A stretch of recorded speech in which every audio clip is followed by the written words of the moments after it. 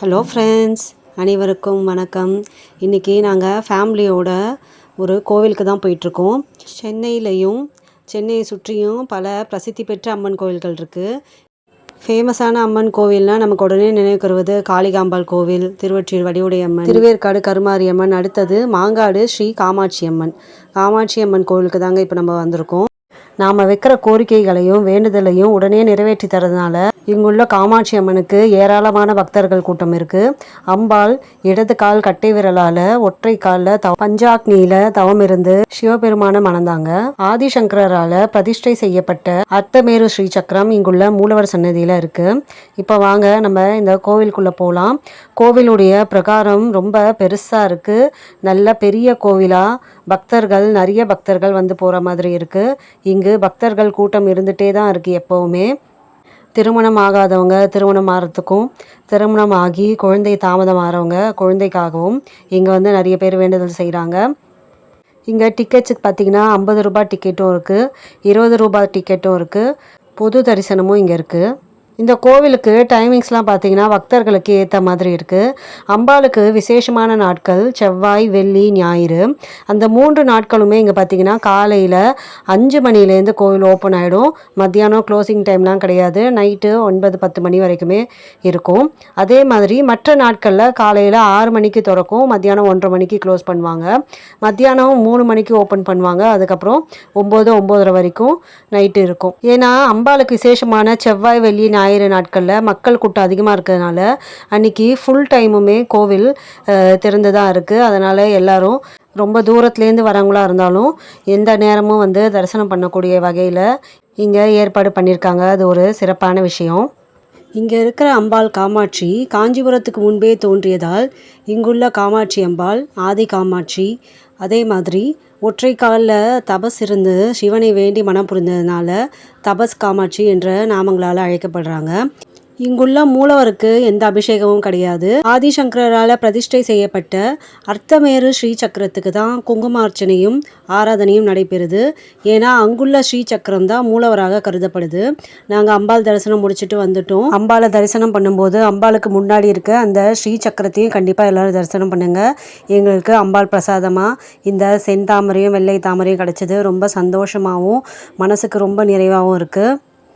ரொம்ப நேரம் நம்ம கூட்டத்தில் நின்று போனாலும் இல்லை ரொம்ப தூரத்துலேயும் ட்ராவல் பண்ணி வந்து லைனில் நின்று நம்ம அம்பாலை பார்த்தாலுமே நமக்கு அந்த நிற்கிற நேரமோ அந்த வலியோ பெருசாக தெரியறதில்ல. அந்த அம்பாலை பார்க்குற அந்த க்ஷணம் நம்ம கவலை கஷ்டம்லாம் மறந்து அம்பாலை நம்ம அப்படியே பார்த்துட்டே இருக்கலாமான்னு தான் தோணுது. அம்பாலை நம்ம பார்க்கும் பொழுது நமக்கு எந்த வேண்டுதலும் வேண்ட தோணலை. அம்பாலை நல்லா பார்க்கணும் அந்த ஒரு எண்ணம் மட்டும்தான் இருக்குது. ஏன்னா அந்த ஒரு க்ஷணம் தானே பார்க்க விடுறாங்க. அந்த நேரத்தில் அம்பாலை நம்ம நல்லா தரிசனம் பண்ணோம் மட்டும்தான் தோணுது.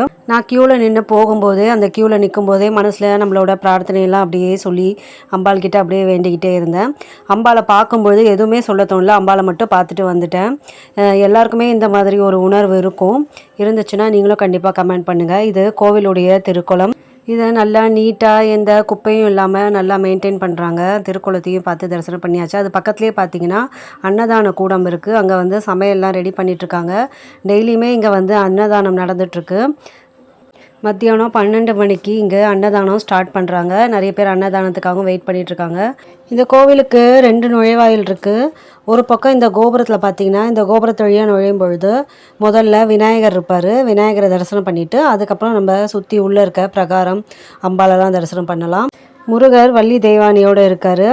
அதுக்கப்புறம் சப்த கன்னியர்கள் அங்கே பிரதிஷ்டை பண்ணியிருக்காங்க. மாங்காடு காமாட்சி அம்மன் கோவில் அருகிலேயே பார்த்தீங்கன்னா வெள்ளீஸ்வரர் கோவில் சிவபெருமானுக்குடைய கோவிலும், இன்னொரு பக்கம் ஸ்ரீ வைகுண்ட பெருமாள் கோவிலும் இருக்குது. இதுக்கு ஒரு ஸ்தல புராணமும் இருக்குது. அது ஸ்தல புராணம் இப்போ நம்ம பார்க்கலாம்.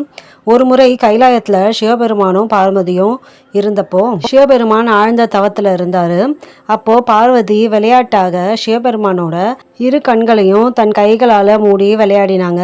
அந்த ஒரு க்ஷணத்தில் சிவபெருமானுடைய கண்களை இருக்க சூரியனும் சந்திரனும் அந்த உலகமுமே இருண்டு போய் இங்குள்ள ஜீவராசிகள் எல்லாமே துன்பத்தில் ஆழ்ந்தாங்க.